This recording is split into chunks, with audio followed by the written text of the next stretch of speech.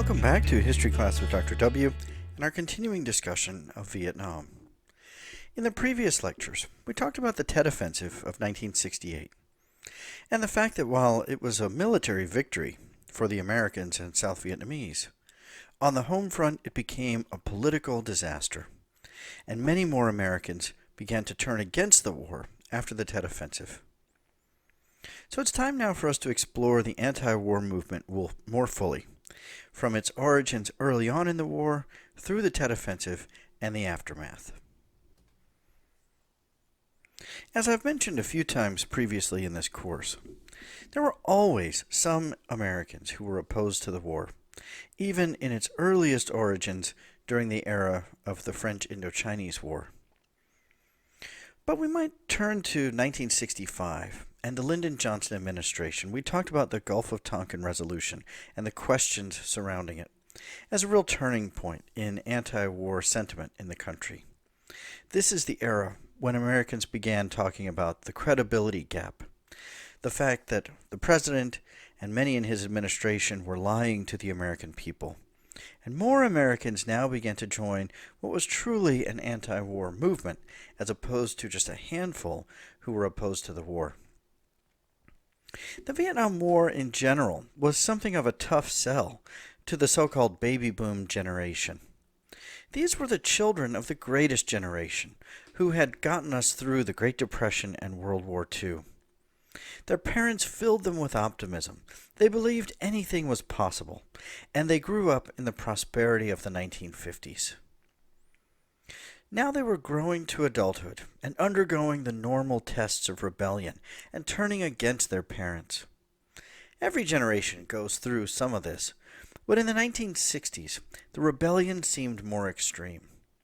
The chaos and seeming injustice of Vietnam, coupled with the lies of the Lyndon Johnson administration, mixed in with the assassination of John F. Kennedy and the civil rights movement at home, led the youth of the late 1960s to push the envelope farther than most generations had. The war also drew some protest within religious circles.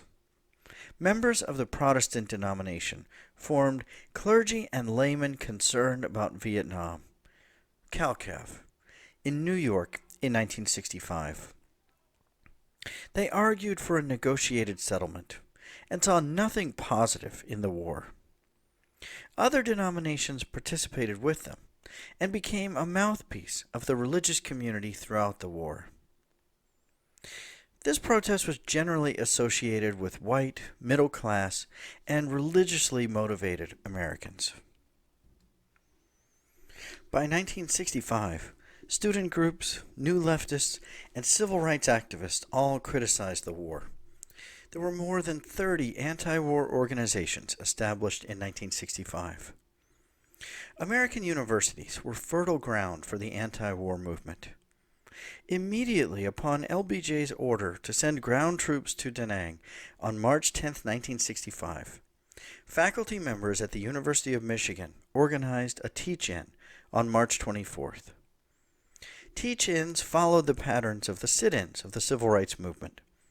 More than 3,500 students attended the teach-in, discussing the nature of the war.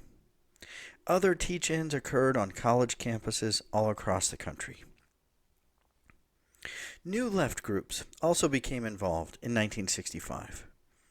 Students for a Democratic Society, the SDS, had been established in 1960 and had been active in the civil rights movement. By 1964, SDS was active on college campuses, organizing demonstrations and circulating "We Won't Go" petitions among draft-age men. On April 17, 1965, SDS sponsored a demonstration in Washington, D.C. that drew more than 20,000 spectators. SDS membership grew from some 2,000 members to over 30,000 that year. Others did even more. There was growing protest against the draft. Burning draft cards was becoming more common, and students at Berkeley University formed a draft resistance movement.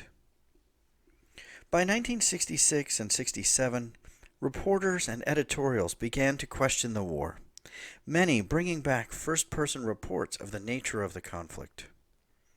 Over Christmas of 1965, two American historians, Herbert Aptheker and Stoughton Lind, and Tom Hayden, who was one of the founders of SDS, went to Hanoi.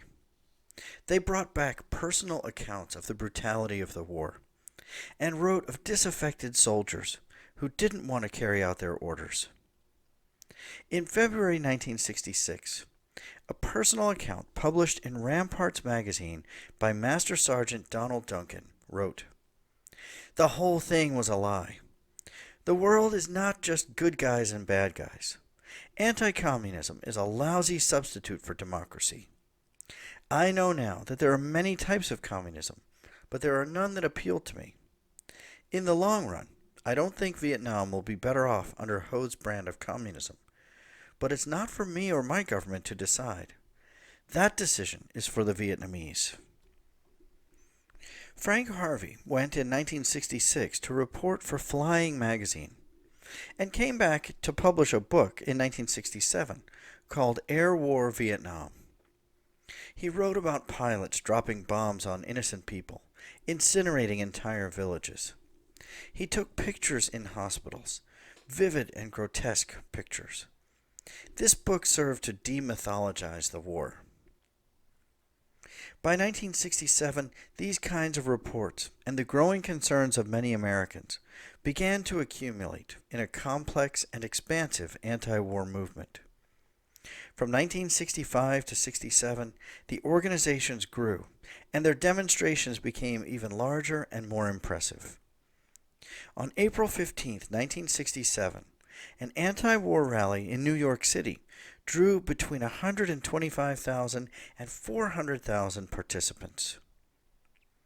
Public draft card burnings began in May of 1964. In mid-1965, there had been 380 prosecutions for induction refusal. By 1968, there were more than 3,000.